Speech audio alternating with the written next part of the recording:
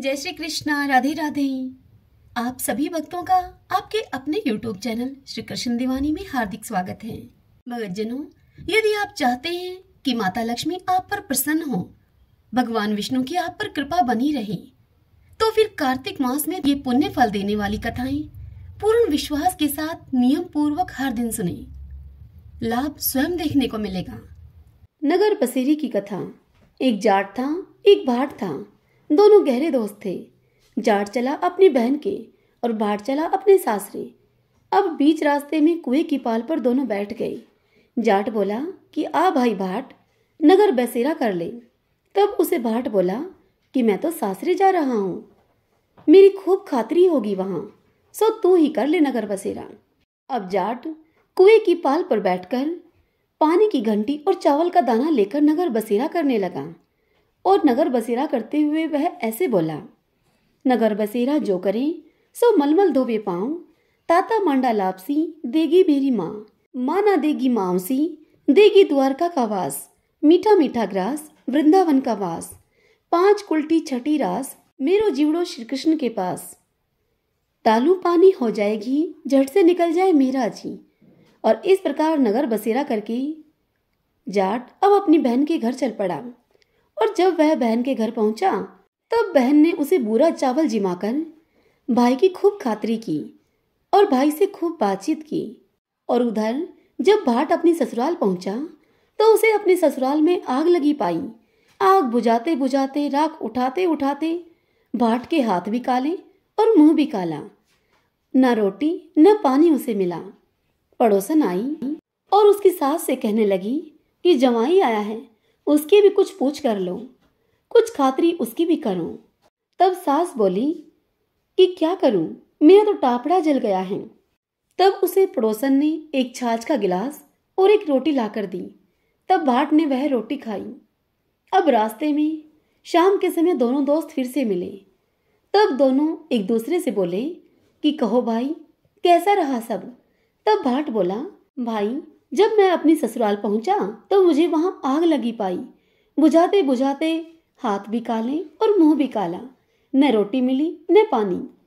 तब जाट बोला कि भाई मेरी तो बहन के घर में खूब खातरी हुई। मैंने कही थी ना तुझे कि नगर बसेरा कर ले, पर तूने नहीं किया। अब कर ले नगर बसेरा। तब भाट बोला कि मैं अब भी नहीं करूं नगर बसेरा, क्योंकि मेरी तो मौसी है, पता नहीं रोटी मुझे देगी या नहीं देगी।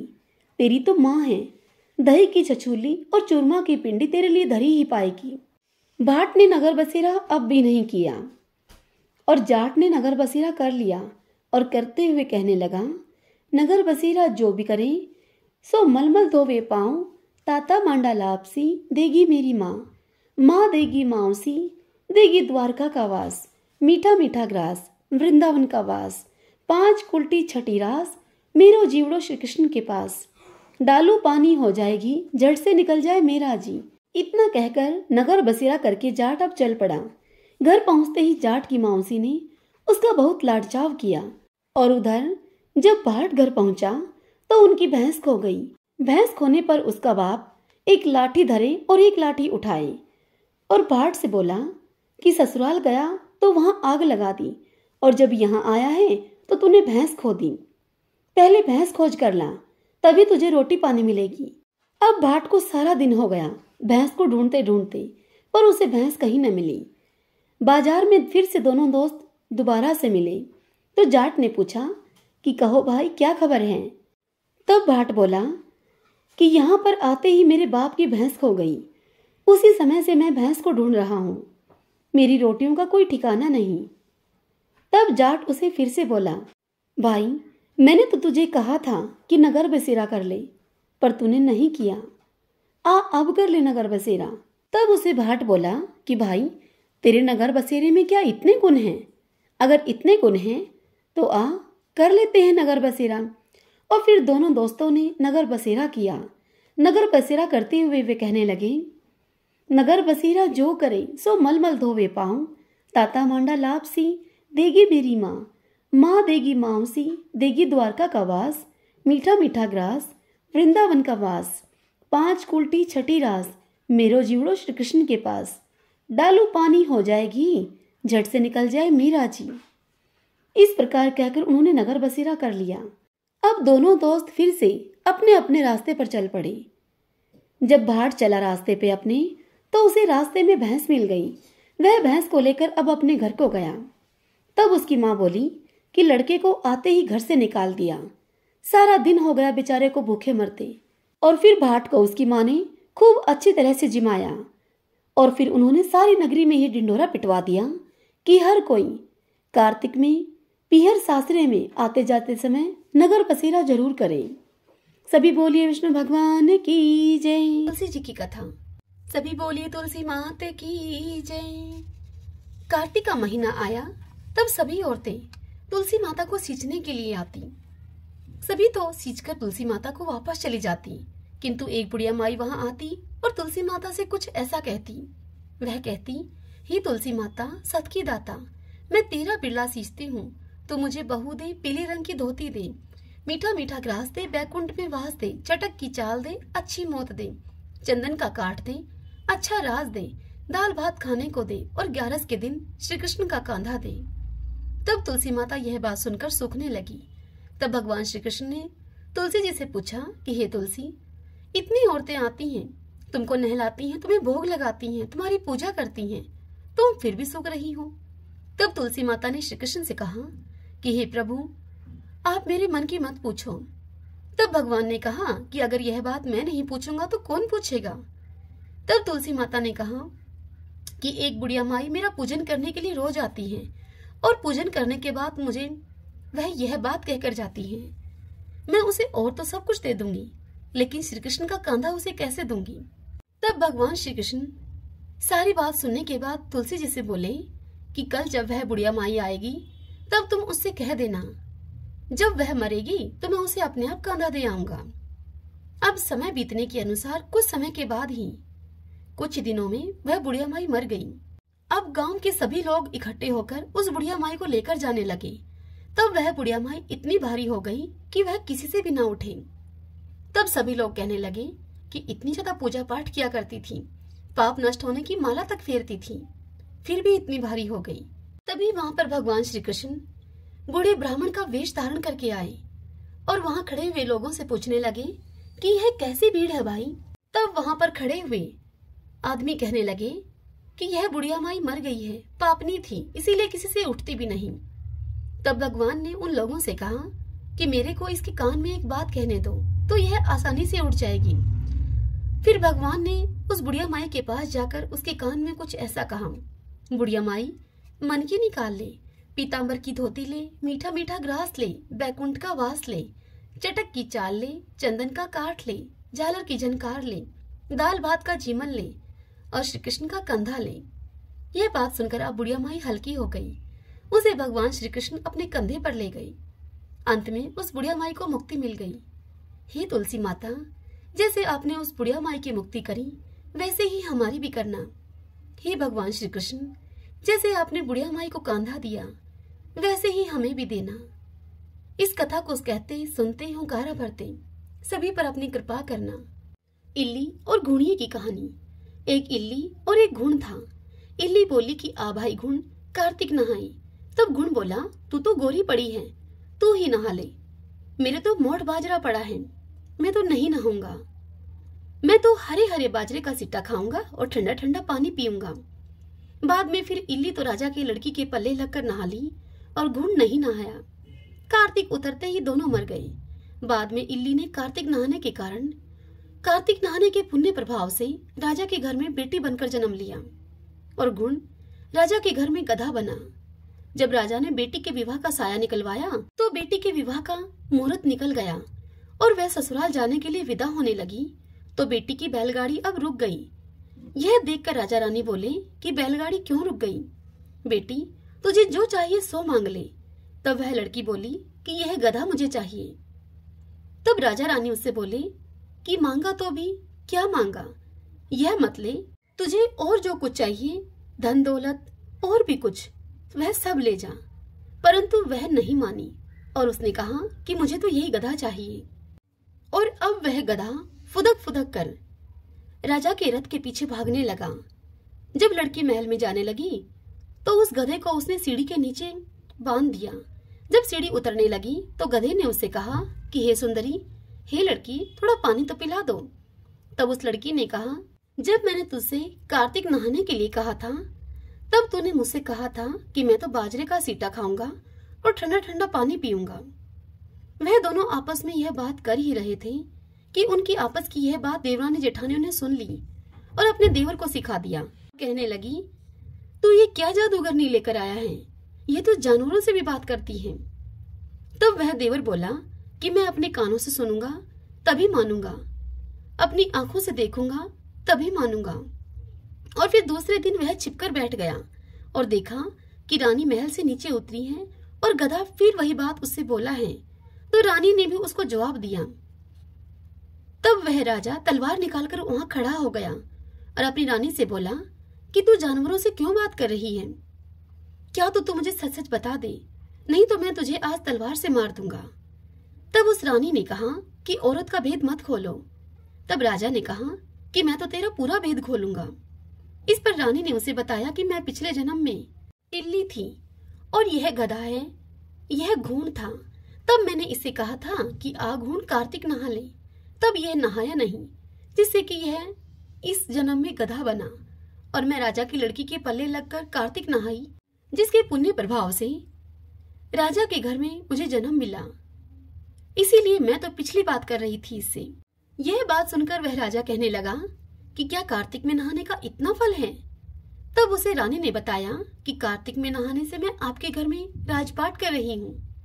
यह सुनकर राजा बोला, इतना फल है तो हम दोनों अब जोड़े से कार्तिक नहाएंगे और बहुत दान पुण्य करेंगे, जिससे कि आगे हमें और ज्यादा सुख मिलेगा। अब दोनों जने कार्तिक नहाने लगे तो राजा के घर में बहुत धन संपत्ति हो गई। हे कार्तिक महाराज, जैसे इल्ली को सुख दिया वैसा आप सबको देना, जैसा घून को दिया वैसा किसी को मत देना। सभी बोले विष्णु भगवान की जय। एक गंगा थी, एक जमुना थी। दोनों बहनें साहूकार के खेत में से जा रही थी तो जमुना ने 13 जौ के दाने तोड़ लिए। तब उसे गंगा बोली कि बहन, तुझे तो ग्रहण लग गया, यह तो चोरी हो गई। तब जमुना उसे बोली कि बहन, अब ग्रहण कैसे धुलेगा? तब गंगा ने उसे कहा कि 12 वर्ष तक साहूकार के यहाँ नौकरी करेगी, तब तेरा ग्रहण उतरेगा।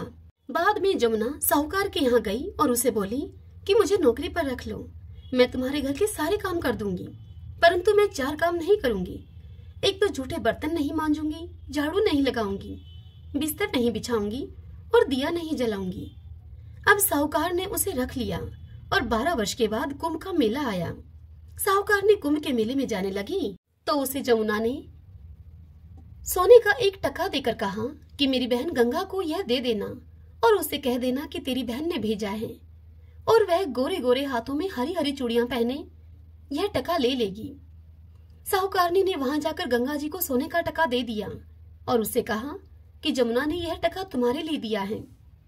अब गंगा ने हाथ पसार कर वह टका ले लिया और उससे बोली कि मेरी बहन जमुना से कहना कि तेरे 12 वर्ष अब पूरे हो गए हैं, इसलिए तू अब आ जा। साहूकार ने अपने घर को आए तब जमुना मटके में पानी भर रही थी।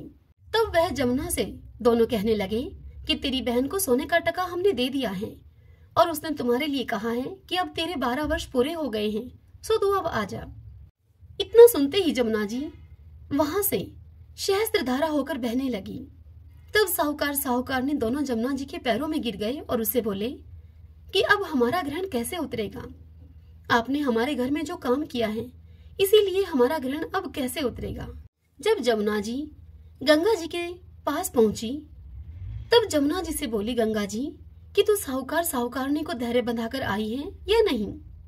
तब जमुना जी ने उनको बताया कि मैं तो कुछ भी नहीं कहकर आई हूँ। तब गंगा जी जमुना से बोली कि उनके पास जा और उनको धीरज देकर आ, नहीं तो उन्हें संतोष कैसे मिलेगा। तब जमुना जी साहूकारनी से स्वप्न में बोली कि उठो, मैं जमुना हूँ, तुम ऐसे क्यों पड़े हो, उठकर कुछ खाओ पियो। तब वह बोले कि हम कैसे उठे, हमें तो ग्रहण लगा है, मैंने तुम्हारे से ऊंचा नीचा सारा काम करवाया है। यह सुनकर जमुना जी उन्हें बोली कि तुम्हें ग्रहण नहीं लगा है, मैं तो अपना ग्रहण उतारने के लिए तुम्हारे घर में आई थी। जब मैं तुम्हारे खेत से जा रही थी तो मैंने तुम्हारे खेत से जो कि 13 दाने तोड़ लिए थे, इसीलिए मेरा ग्रहण उतर गया है। अब मेरे 12 वर्ष अब पूरे हो गए थे, इसीलिए तुम्हारी मुक्ति हो जाएगी।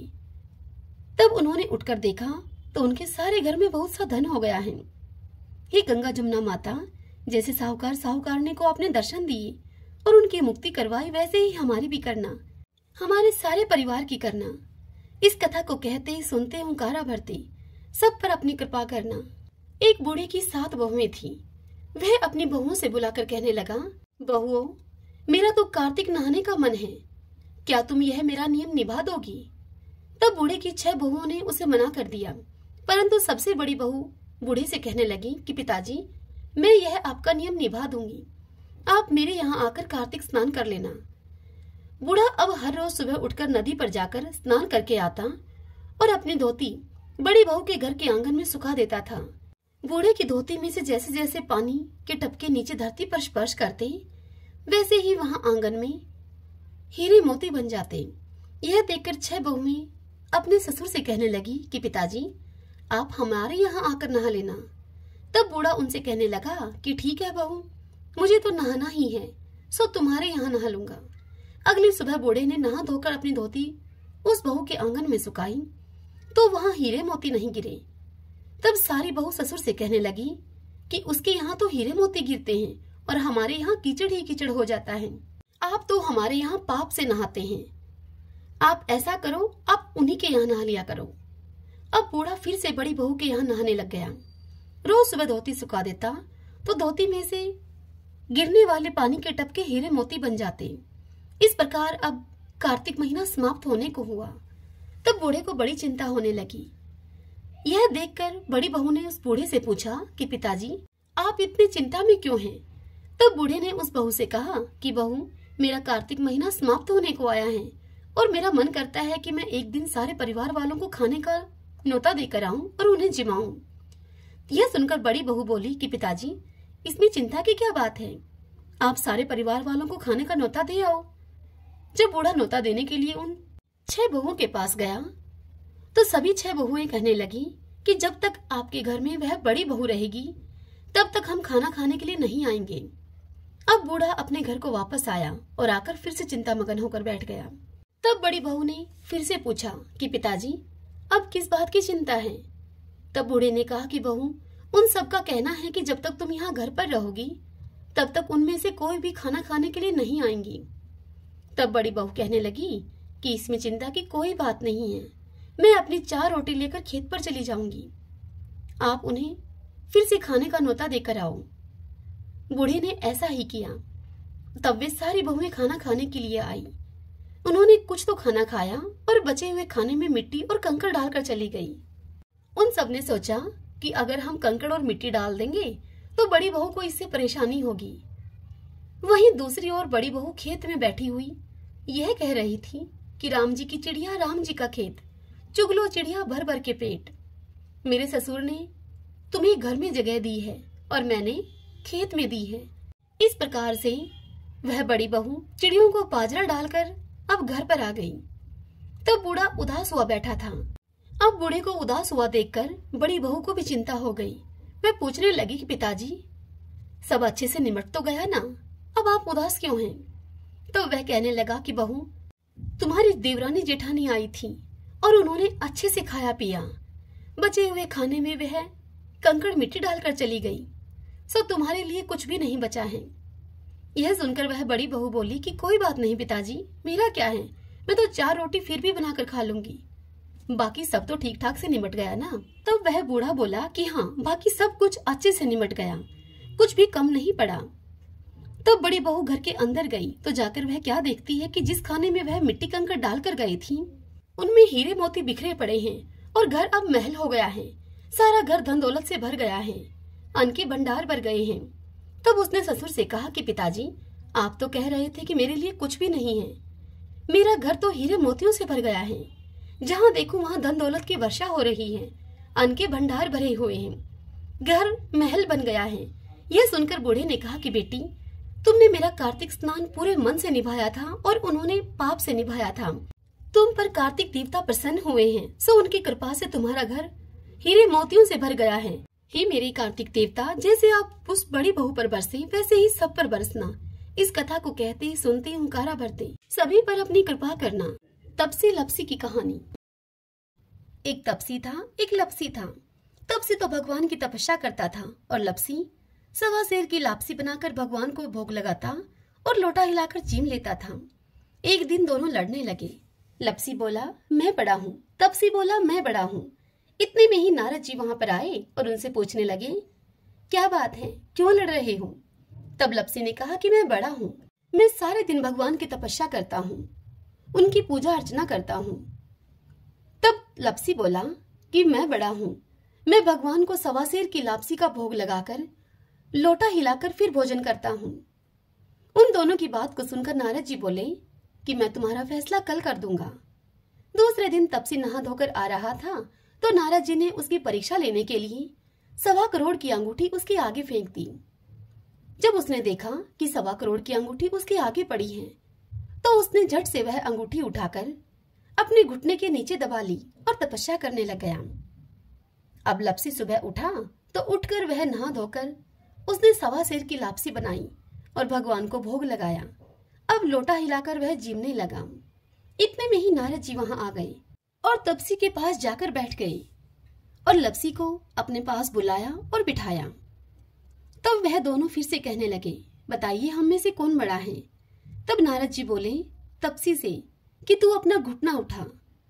अब तपसी ने जैसे ही घुटना उठाया 1.25 करोड़ की अंगूठी निकली। तब नारद जी तपसी से बोले कि यह अंगूठी तो तूने चुराई है, इसलिए तेरी तपस्या अब भंग हो गई, इसलिए अब लपसी बड़ा है। यह सुनकर तपसी कहने लगा कि बताइए महाराज, मेरी तपस्या का फल मुझे कैसे मिलेगा? मैंने तो इतनी तपस्या की है। तब नारद जी बोले कि तेरी तपस्या का फल कार्तिक नहाने वाले तुझे देंगे। सबकी कहानी सुनकर तेरी कहानी नहीं कहेंगी तो कार्तिक का फल तुझे मिलेगा। उनके कार्तिक नहाने का पुण्य फल समाप्त हो जाएगा। सभी बोली लक्ष्मी नारायण भगवान की जय। ओम श्री राधा कृष्णाभ्याम नमो नमः। कथा सुनना आपको पसंद आया हो तो वीडियो को लाइक करें और कमेंट बॉक्स में ओम नमो भगवते वासुदेवाय लिखें। यदि आप मुझे पहली बार सुन रहे हैं तो आप श्री कृष्ण दीवानी चैनल को सब्सक्राइब कर लीजिए। बेल आइकन का बटन भी दबा लीजिएगा जिससे कि आपको आने वाले नए वीडियोस की सभी जानकारी, सभी नोटिफिकेशन सबसे पहले मिल सके। जय श्री कृष्णा, राधे राधे।